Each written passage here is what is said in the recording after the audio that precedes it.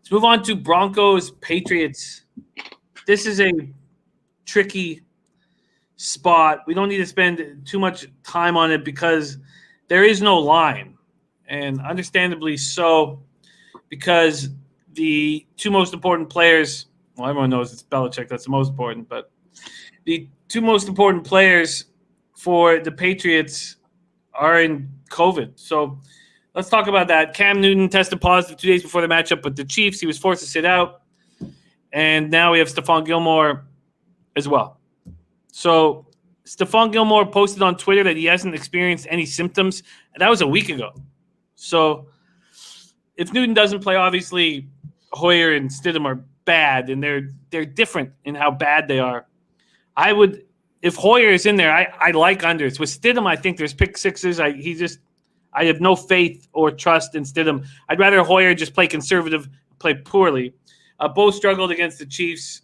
Hoyer got pulled late in the third quarter following a pick and a fumble, and Stidham threw a touchdown pass, but also had a pair of picks. New England turned the ball over 4 times against the Chiefs in that 26-10 loss 2 weeks ago. That's the most it's had, most turnovers it's had since 5 in 2008. Julian Edelman, offensive tackle Isaiah Wynn, guard Shaq Mason, and defensive tackle Adam Butler are all questionable on the injury report. And their offensive line's a mess right now. So starting center David Andrews, injured reserve for at least another week. We just talked about Shaq Mason, who left with the calf injury. Left tackle Isaiah Wynn started all 4 games this season, also has a calf injury. So they're a mess. And then we get to these Broncos. So the big point here is that Fangio says Locke will be ready to start for the Broncos this week. So we won't need to see Rippon again.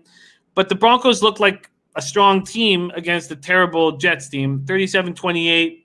Chubb had 2.5 sacks. Broncos had both a 100-yard receiver and a 100-yard rusher last week for the first time since January 3rd, 2016. Melvin Gordon, 23 rushes for 107 yards. Tim Patrick, 6 catches for 113 yards. And Denver hasn't won in New England since 2006.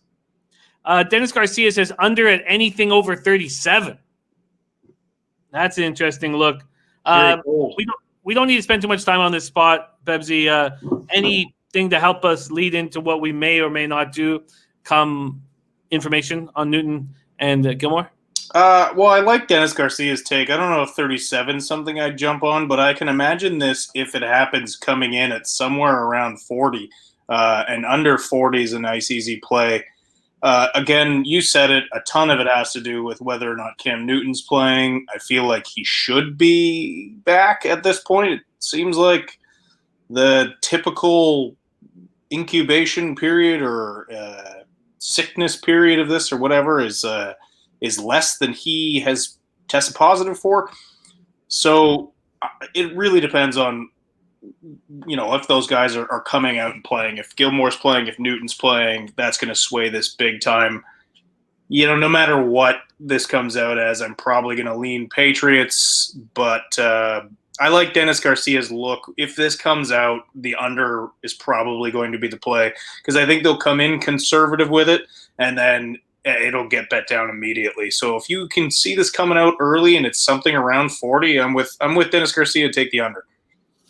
All right, that makes sense. Okay.